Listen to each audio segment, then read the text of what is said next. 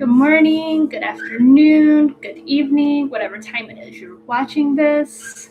Welcome. Bentley is asleep in my lap, so he's with us. We are on vacation. Vacation. God and the universe had different plans for us for vacation, so it's a little different, but we're managing. Sometimes you got to do what you got to do, right? So, anyways, I'm gonna talk about the grass is sometimes greener on the other side. Not always, but sometimes. But in your field, you can find it. Not every work environment is for everybody. Some places, you could be in a toxic work environment and it may be toxic to you, but to somebody else, depending on the environment, it may be the best environment for them. So each person's different. Each, chemistry with people are different. People react very differently. So in cases we find there is an environment. A lot of times there are other environments that are green. They are better for you. We've seen it. We've been through it. We've been through both. With my husband, we've been through both toxic and non-toxic environments, best environments.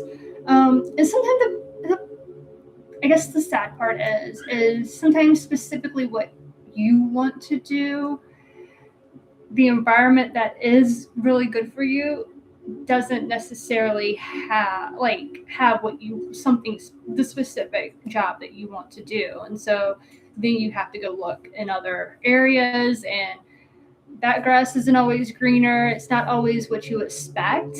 But yes, it is there. So you just have to learn how to look for it, right? We've come across where some places they're presented very well. They're presented very well in the veterinary community. But when you look behind the curtain, they're not quite what you expected them to be, right? Or they're not quite how they presented themselves into the veterinary community. So a lot of times, or I guess as one of the people Sean worked for had put it very well, sometimes you don't know who someone is until you get in bed with them, right? It goes through the business world as well, working.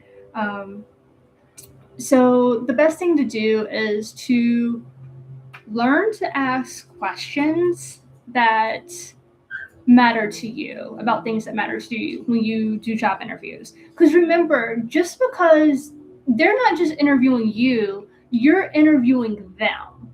You need to make sure that they're a perfect match for you versus, and same thing with them. So it's a two-way street. You got to remember, this is a relationship. It's a two-way street.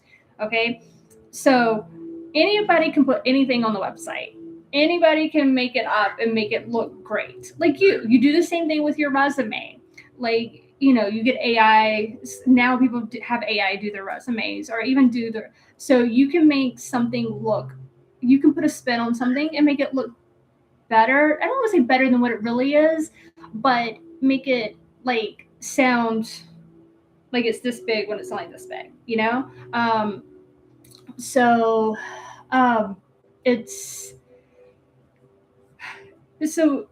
saying that is, remember, they're doing the same thing. They're putting these things on the website. They're saying these things when they recruit, because and remember the recruiter, that's their job. That is their job, is to recruit. So they're going to give you all the positives and spin the negatives in a positive light. That's their job. Also remember, they may work there, but they don't work inside there. Meaning, what I mean by that is they're not on the floor, working on the floor. They don't necessarily, they're only told, this is what they're supposed to do, but they don't know this is what's actually being done, right? So the recruiter may say, oh yeah, people come in, they check in, they go to the triage room, they go to, this happens, and then the doctor sees them, this happens, the wait time should be 20 to 30 minutes, right? Well, that's what they're told that should happen versus what actually happens. So again, keep that in mind when you're speaking to a recruiter. They're going to add they're going to spin the negatives into positives. They're going to make it sound a little bit better and ideally what should happen. So, or again, a difference. What looks good on paper doesn't always pan out or work out. So again, remember the recruiter's only given what looks good on paper. Okay. So when you get past the recruiter and you still like what you're doing, think about what you're looking for, some of the bad experiences you had at other hospitals that is going to make a difference of whether you want to take this job or not. And ask them questions about that specifically.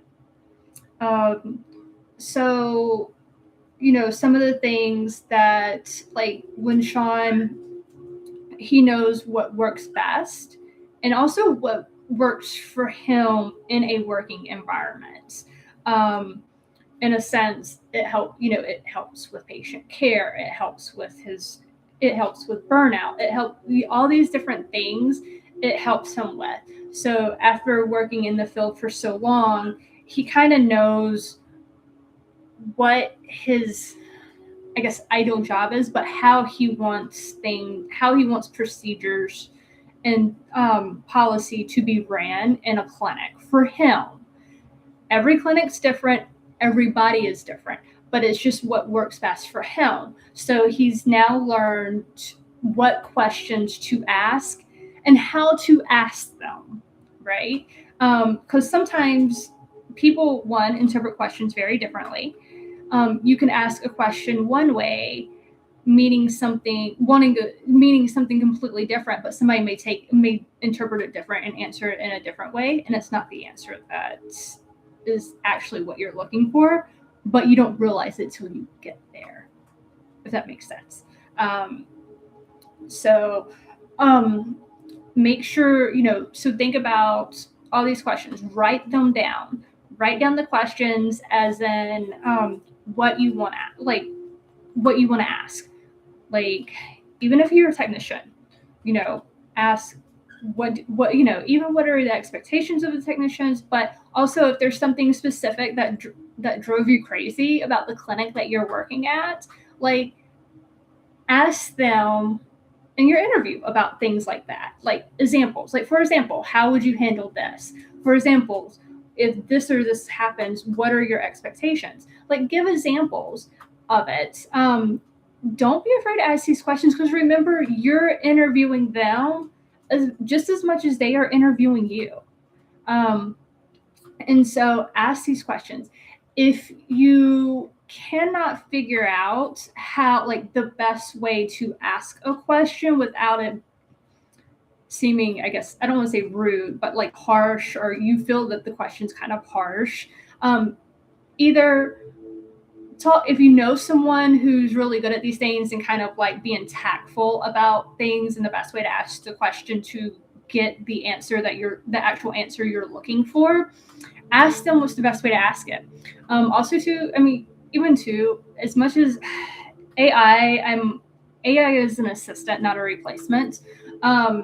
So you can even ask AI for, some things, but make sure you find, like, however it's reworded, it's going to give you the answer you're looking for. Okay.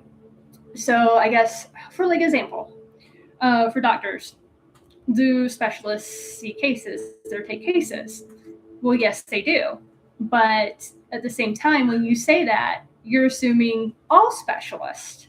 Well, sometimes, wonder if all specialists doesn't take the cases. Wonder if it's just there's a specific part of the specialty that doesn't see cases or doesn't take cases. They just kind of like oversee the ER doctors on the cases.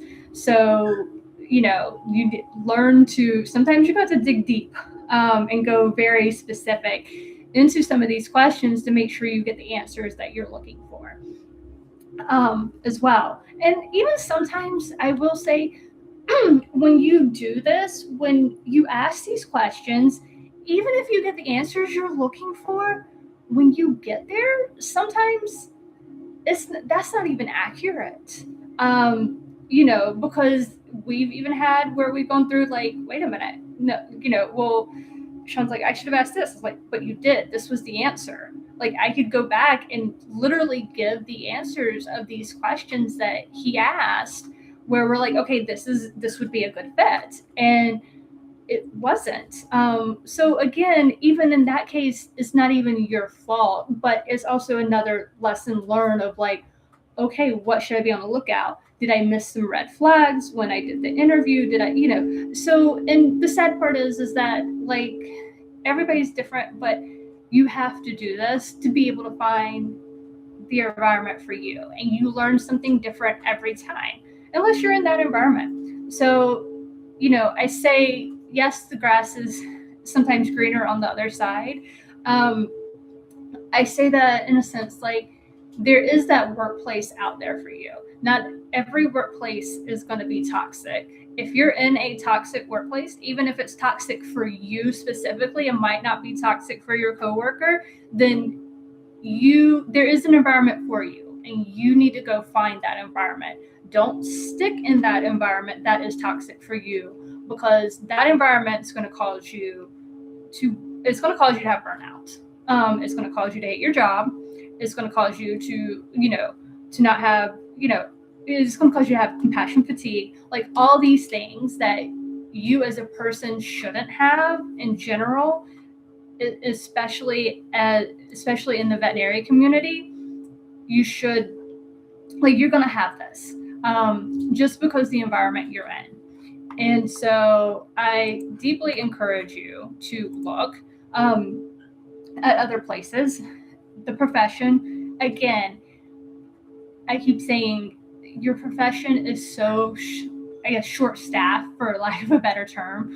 In the profession in general, like statistics is, it's going to take 30 years for you guys to be on pace for the appropriate amount. And you're losing people. You're losing people to society, losing people to go do other careers because they're getting burned out. You're losing people that you can't afford to lose people. So I say that in a sense to utilize that to your advantage, in a sense to find the place that works for you. Do not stay in a toxic work environment. Even for technicians, most places for licensed technicians, they're just as short in technicians as they are in doctors. Licensed technicians, some places are paying for relocation fees, or paying for relocation fees for you to relocate. Other clinics are as well. Another option for licensed technicians or even doctors, relief. There's companies that are doing relief technicians. You can get more money that way. If the clinic is not paying you what you should be paid, go work for a relief technician company. Doctors, same thing. Like, in a sense, for the most part, you hold all the cards in your hands right now, because it is so short. People are looking for doctors. Clinics are closing down because they cannot find doctors to work. And so, yes, granted, but also know your limits, set your limits, and negotiate with that. Again, I know I've mentioned it in a video before, is online resources. I talked about office hours with Rosa Law's group. He is a veterinarian. He's also a lawyer. He practices law, but he does contracts. Listening to his podcast is very insightful. Again, a lot of it was things that, it was definitely confirmed things I already knew, but also as well, it helped. I I learned stuff from it as well. So it was confirmation and also learning things. So definitely check them out in that sense. But yes, you can find greener grass if your grass is not green where it is. Now, if your grass is green where it is, like honestly, I would say be very careful looking other places, especially if it's, if what you want is where you're at, if where you're at is what you want. Because again, sometimes it may look greener, but it's not. So yes, that's where, if it's not greener for you, go look for greener. If it is green for you, then be very careful. You can kind of dab, but also remember the veterinary world is a very small community. So even if you are looking, you don't want it to get out that you're looking, because God forbid, if it is green where you're at, you don't want to lose that. Okay. Especially if you're just looking and that looking doesn't look good. Okay. All right. So that's my advice for you for today. Anyways, remember, if you need someone to talk to, you have Lifeboat at NOMV, Not One More Vet. Speaking of NOMV, Not One More Vet, and if you are working at a clinic that is a really good clinic, you can get them. I would get them Clear Blueprint certified through NOMV, so it lets other people know that the place to work at is a really good place. They really do care about mental health and